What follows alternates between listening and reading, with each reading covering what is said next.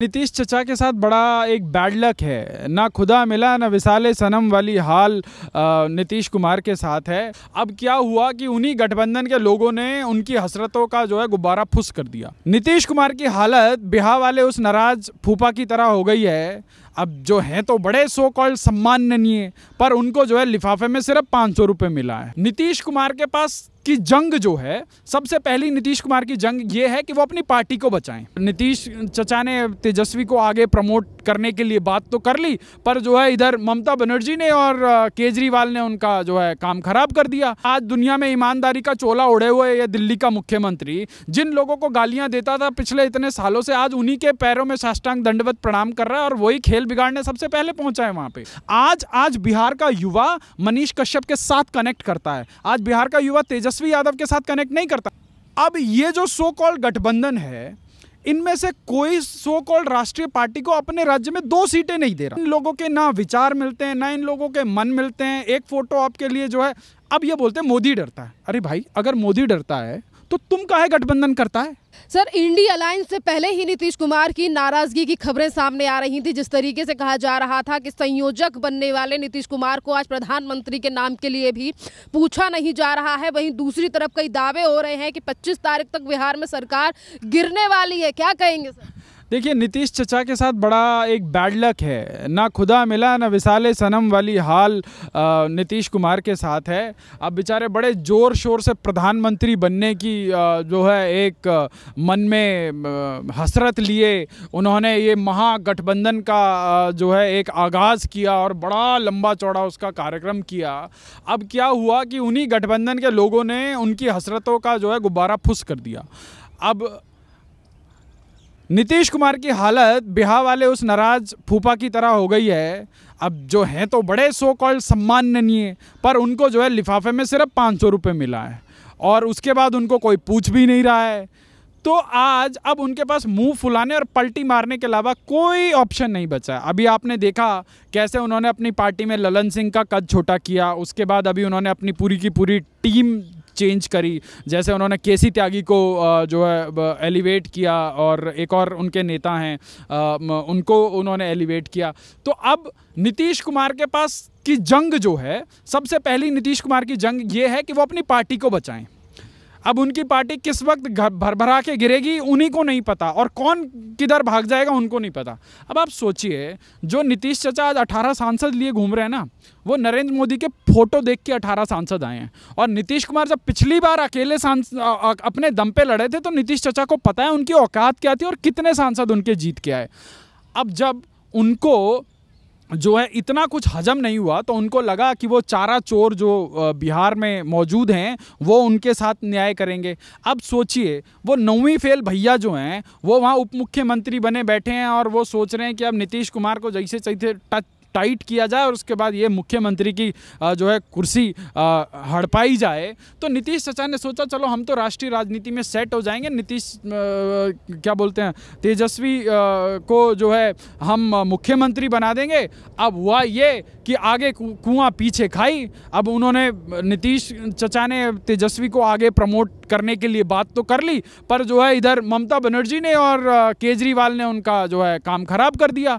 अब वो दूसरी मीटिंग हुई, तीसरी मीटिंग हुई, उन्होंने पुच्छ से जाके किसको एलिवेट कर दिया, बोला जी मल्लिकार्जुन खड़गे को प्रधानमंत्री बना दो। अरे भाई, इतना बड़ा गठबंधन बनाया है, जब तुम लोगों के आपस में विचार ही नहीं मिलते, तुम एक दूसरे का वो आज दुनिया में ईमानदारी का चोला ओढ़े हुए ये दिल्ली का मुख्यमंत्री जिन लोगों को गालियां देता था पिछले इतने सालों से, आज उन्हीं के पैरों में साष्टांग दंडवत प्रणाम कर रहा है और वही खेल बिगाड़ने सबसे पहले पहुंचा है वहां पे। और उसके बाद अब बेचारे नीतीश चचा के पास कोई ऑप्शन नहीं है। पहला, या तो वो जो है पहले वो अपनी पार्टी बचाएं, फिर उसके बाद अमित शाह जी के दरवाजे पे जाएं, कान पकड़ें, नाक रगड़ें और कहें कि बहुत भारी गलती हो गया हमसे, अब की बार नहीं होगा। अब सोचिए, एक व्यक्ति जो इतने वर्षों से सार्वजनिक जीवन में है, राजनीति में है, प्रदेश का मुखिया होके, उस व्यक्ति का विवेक कैसे साल दर साल बदलता है। कभी वो भाजपा से गठबंधन कर लेता है, फिर उसके बाद वो छोड़ के लालू के पास चला जाता है, फिर उसके बाद वहाँ से वापस आ जाता है, फिर गठबंधन तोड़ देता है। हे भगवान, मतलब जिन व्यक्ति ने देश की माननीय कोर्ट को लालू प्रसाद यादव के खिलाफ सारे गवाह और सबूत उपलब्ध कराए, जिनका बड़ा अहम योगदान है जो है लालू यादव को जो है काल कोठरी के पीछे पहुंचाने में। वो व्यक्ति आज सामाजिक न्याय की बात कर रहे हैं। लालू यादव का जो आज तक का राजनीतिक सफर है, भाई वो एक श्वेत पत्र जारी करे ना। वो आज से 25-30 साल पहले, 35 साल पहले एक जरा सी झोपड़ी नुमा घर में रहते थे, और आज जब ईडी हर दूसरे महीने उनके सैकड़ों करोड़ों की संपत्ति जब्त कर रही है। वो देश की जनता को छोड़िए, आप बिहार की जनता को बताइए कि आपके पास इतनी संपत्ति कैसे आई, हजारों करोड़ की संपत्ति कैसे आई।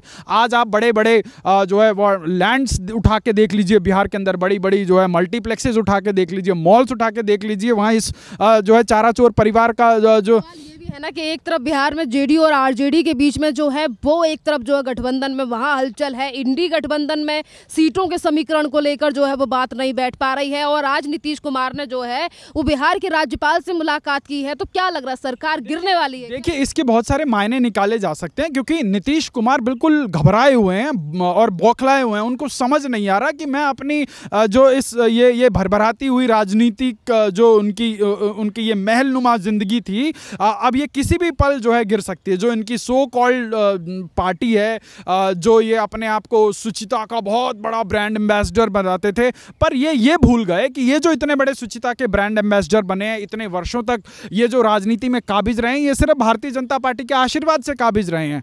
और इन्होंने जो है टाइम एंड अगेन भाजपा को धोखा देके जो है लालू प्रसाद यादव को संजीवनी देने का काम किया है।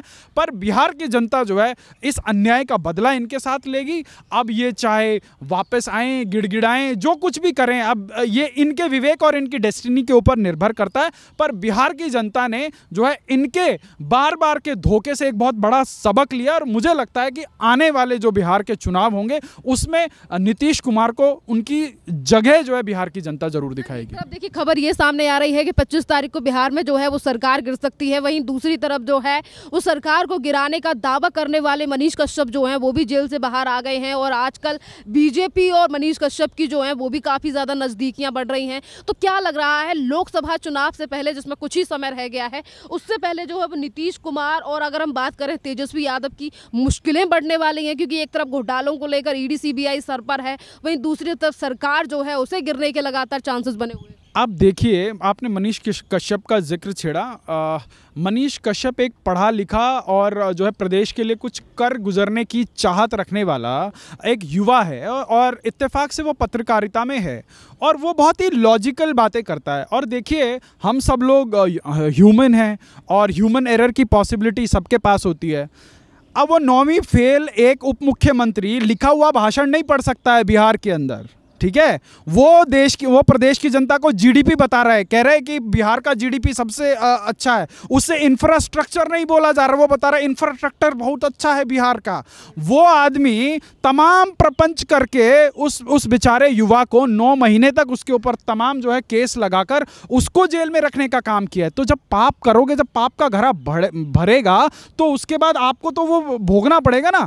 आज बिहार का युवा मनीष कश्यप के साथ कनेक्ट करता है। आज बिहार का युवा तेजस्वी यादव के साथ कनेक्ट नहीं करता है। हाँ, जो लोग जातवाद की राजनीति करते होंगे वो कनेक्ट करते होंगे, पर जो लोग जातवाद की राजनीति करें, मैं उनको आपके चैनल के माध्यम से संदेश देना चाहता हूं कि आप चाहे लालू यादव को यादवों का मसीहा बना लें, चाहे मुसलमानों का मसीहा बना लें, लालू यादव के गले पे लालू यादव का लड़का बैठेगा।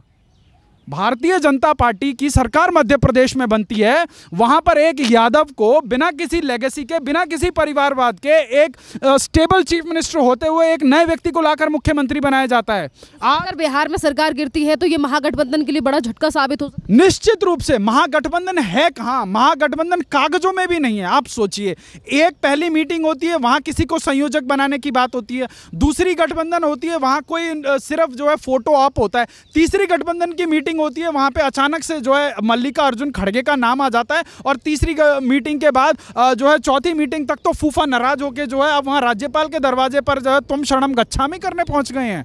तो गठबंधन है कहां? ऐसा गठबंधन 2019 में भी बना था शरण जी, और वो गठबंधन में सबसे पहले ये दिल्ली का जो है आत्ममुग्ध बौना उन सब के बीच में इससे हाथ लेके खड़ा था।